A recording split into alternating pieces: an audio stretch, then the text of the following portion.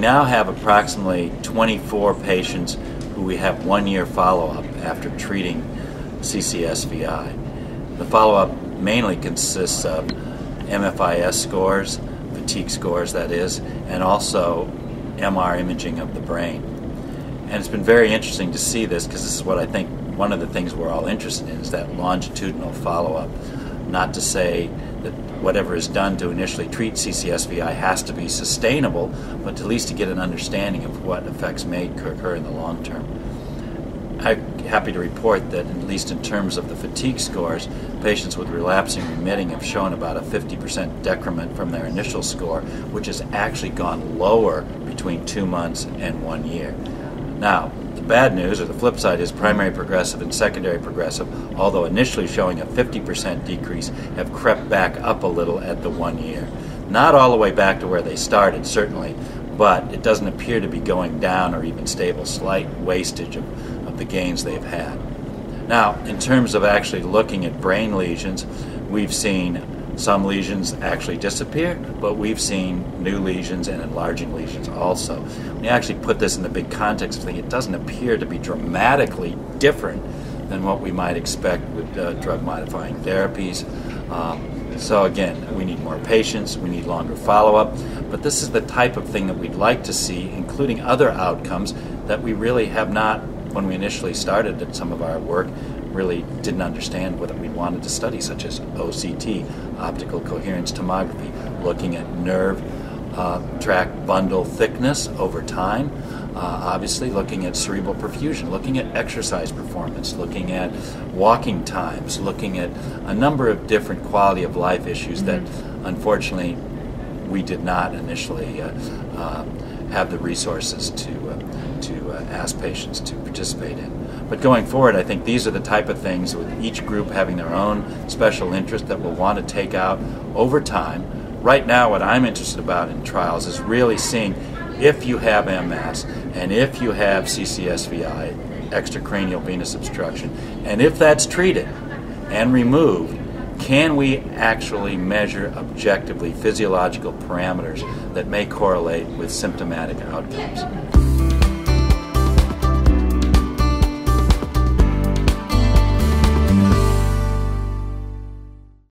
Since January of 2010, our lives have completely transformed.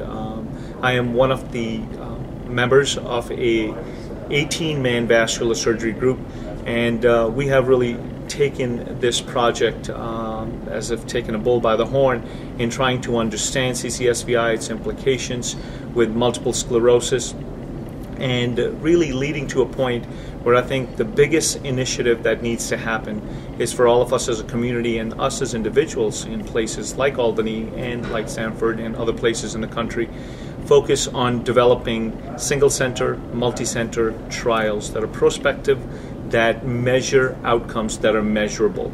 There are a variety of outcomes that are very ill-defined in MS. It's a very elusive disease, as we all understand today, and that's what makes it so much harder to understand. Even the outcomes we want to measure today are not ones that we can readily define and identify. But I think having appropriate studies moving forward and really getting some answers earlier on. We don't have to answer the entire MS puzzle, but really identifying how CCSVI truly fits into multiple sclerosis, which patients are affected, particularly so. Are there certain types of symptoms that get better versus other? Are there certain dynamics intracerebral that get better? Are there certain correlations with lesions that get better? And all the gamut of other things that are measurable. I think that would be really important. I think time is somewhat of the essence right now. There's a lot of awareness and a lot of campaigns and a lot of energy that is behind this initiative. And I think we really need to capture that today from a standpoint of having a multidisciplinary team that comes together. As a vascular surgeon, I certainly cannot answer this riddle by myself. I need my colleagues that are interventional radiologists. I need my colleagues that are physicists, my colleagues that really are neurologists and even neurosurgeons and other people that understand different dynamics of this MS puzzle.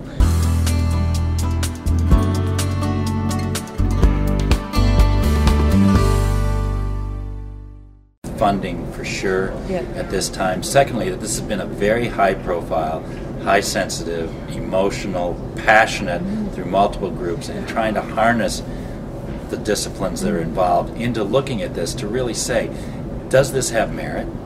Is further evaluation warranted, or can we show that there's really no validity to this?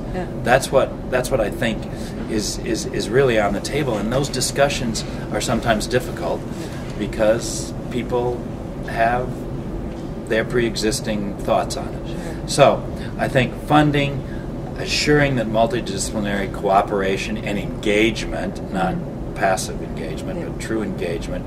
And then finally, I think it's our own philosophical understanding that we're not going to have the perfect trial.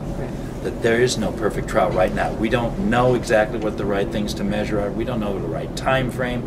We don't know necessarily the right treatment. We understand the value of multidisciplinary approach to this, and I think there needs to be a comprehensive multidisciplinary approach to understanding the implications of CCSVI and multiple sclerosis. 1 year ago, I was a naysayer. Today, we were fortunate enough to get one of the first trials that are double-blinded, placebo-controlled, randomized trials in U.S. Up and running. And that didn't happen by fluke. That happened by us working with our neurologists. We had lots of meetings and a collaborative approach. We didn't quite end up doing things exactly how I envisioned them to do, but we certainly understood from the neurologists, we understood from our interventional counterparts, and we designed a trial that makes a lot more sense, that keeps patients safe, that really has objective criteria that we can measure at the end of the day. So I think that and funding and having the ability to sustain a trial are the two big things that could have a real positive impact if the society was to get behind this, if we were to get some wind behind the tails.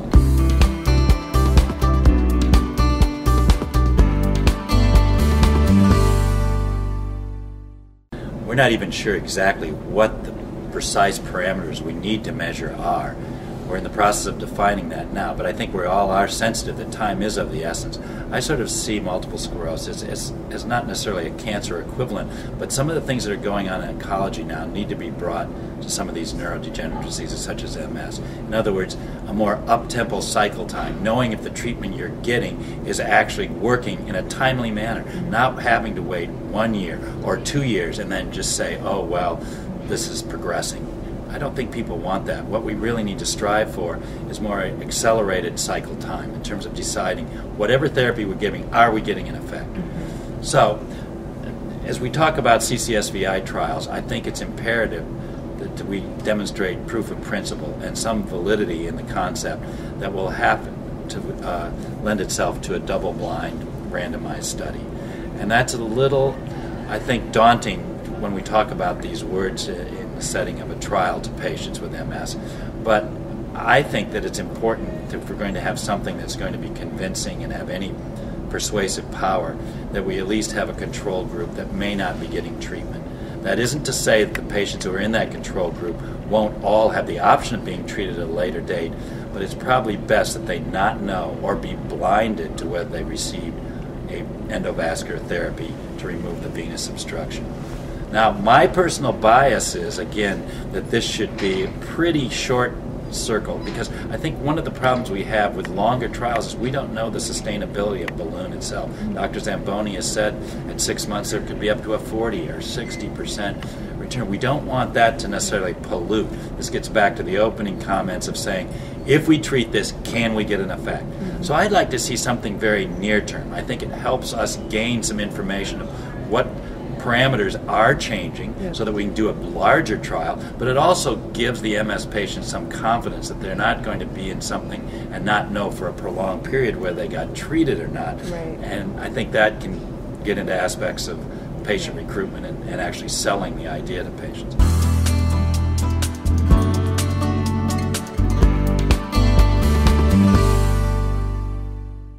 I think there's two ways of looking at this. So one of the ways you can design a sham arm is to, if you charge everyone for the procedure, then you can go down a path of designing a sham arm that if the study shows validity, then at the end of the study, be it a 6-month study or a 1-year study, then you certainly provide that procedure free of charge to the patient because they've obviously already paid for it. Yeah. I think there are some other ways of designing the studies also that don't necessarily buy into patients paying for the entire procedure. You know, institutions can formulate standardized ways of charging a lot less for the entire procedure as long as they treat all patients the same, obviously.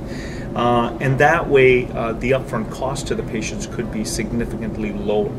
And that would not necessarily be a place where patients would be bought into having a quote-unquote free procedure at the end because they really never would be in a position to pay for the entire procedure in the beginning. So I think there are some creative ways within trial designs that you can adequately design the study as well as not have a significant impact on the patients to pay out of pocket.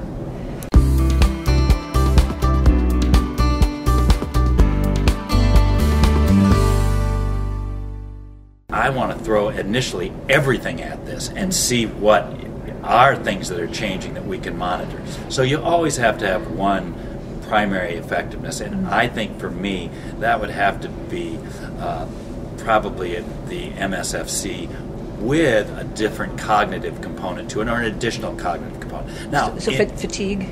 No, it's a multi-source functional composite. Okay. So you have an upper extremity motor, lower extremity motor, and a couple cognitive.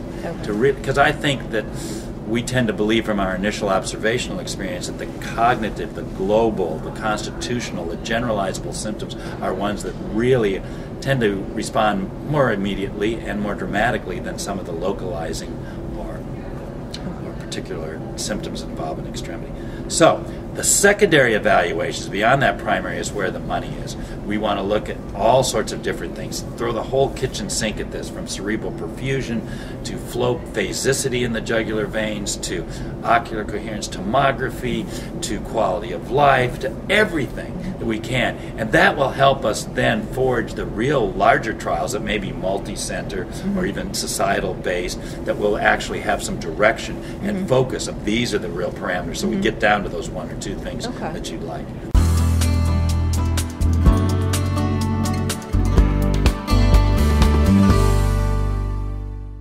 What we would like to do is initially do a pilot. Again, maybe somewhere around 20 patients with 3-month follow-up. And again, at 3 months, everyone who is in the what we call a sham or the actual non-treatment arm would then get a chance to cross over. By ensuring people that they do get that cross, then you don't have the potential bias or tendency that the patients may want to intentionally underperform just to make sure that they're going to get treatment. Because MS patients always want more. There's got to be, I want more. And if there's a chance that they might, by virtue of scoring very highly on something, not be eligible to get the treatment, they will intentionally score lower so that they will ensure they get the treatment. So again, you have to make sure that they're aware that anyone who enters it will get treated. Then we can take that data and go to a larger study. And again, we want to follow people, of course, at 6 months, at 9 months, at 12 months, but keep that primary endpoint short. And then we can really actually see what number of patients do have a re-narrowing from the angioplasty, what other potential endovascular options are there, from stents to other things that might give us a more durable result.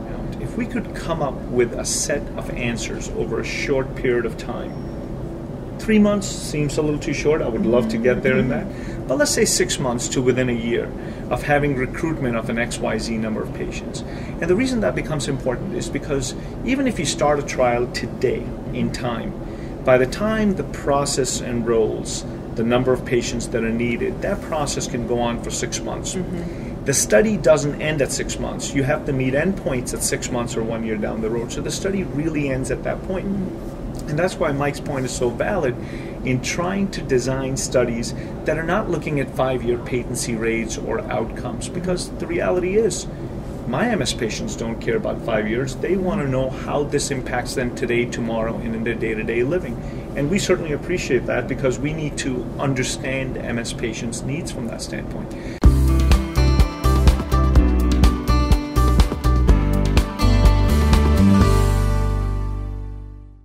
most MS patients are certainly aware that drug trials have a sponsor that's usually a pharmaceutical manufacturer, and that it's sort of a business. In this case, it's different, and I think probably most of the audience does understand that these endovascular trials, there is not a single company that, I think companies are interested, but they don't yet see the business opportunity for them. So for the current near future, as we start doing all these little trials that hopefully better prepare us to understand what we need to measure, and in the future how durable and why certain patients respond and others don't, and further understanding that as we move towards larger trials that may indeed have sponsors.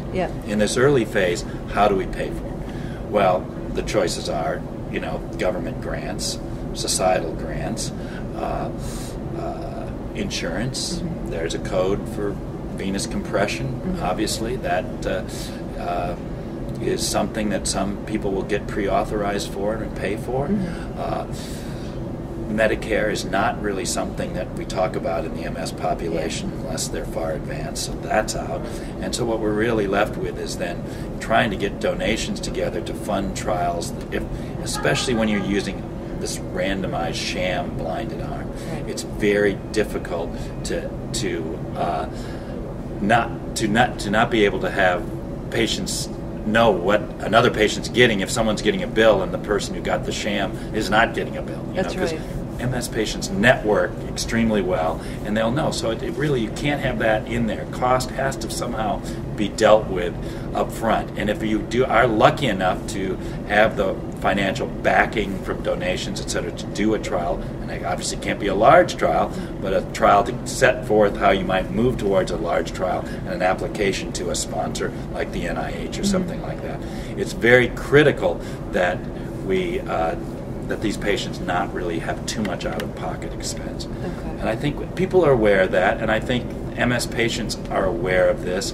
It's something that is kind of awkward and uncomfortable to speak about, but I think it is very different from the standard drug trial. It's very difficult for us physicians to even question asking patients to pay for studies or pay for procedures that have shown validity, and to really be in a place where this is not a place where any one of us like to be in focusing on a therapy that has a potential of good or great benefit, yet having no funding or minimal funding available for this. Not having enough data to tell patients that they truly will have a benefit, yet having to charge the patients. I think that is a very slippery slope and a bad place for all of us to be caught in. I think I would encourage anybody who's watching this to look at valid trials that are ongoing in the United States. Look at people who've done this for a long time and who have good outcomes that they might measure from this. And one such way is obviously the randomized trials that you and I are in the process of evolving and working with. And buy into that there's a contribution to this that is really needed.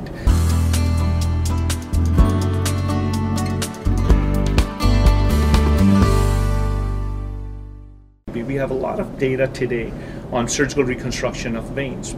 Now, that's a much more invasive procedure, and it certainly could be daunting as you talk to patients about that right off the bat. And we don't have enough evidence to say, let's just do surgery on everybody with MS to see if this would have a lot of value. But I think in extrapolating from angioplasty data to angioplasty and stenting anecdotal experience to hundreds of patients' experience that's going to emerge from Europe and across the world, it kind of becomes important to have an arm to this that not just measures adequate outcomes, but that also looks at histological data. Why is it that these veins at certain places are getting stenosed? There's no great way of understanding that until you had a piece of specimen in your hand. So I think that analysis over time will also become important. And the other components are really, is there a minimally invasive surgical arm to this entire piece? We know that in general, when we talk about venous reconstructions, we measure surgical revascularization in 3 to 5 year blocks and 5 to 10 year blocks. There are patients that don't necessarily do well with venous bypass, but there are patients who do really well with venous bypass, especially that are short segment, especially when you just transpose veins, not that you need long segments of venous reconstructions. And the jugular veins predispose you to having that as an armamentarium. Now, we're not there yet. We're not talking about surgical revascularization. What we're talking about is getting some hard evidence endpoints that let us go from identifying lesions to treating them minimally invasively to figuring out whether this works and then getting there.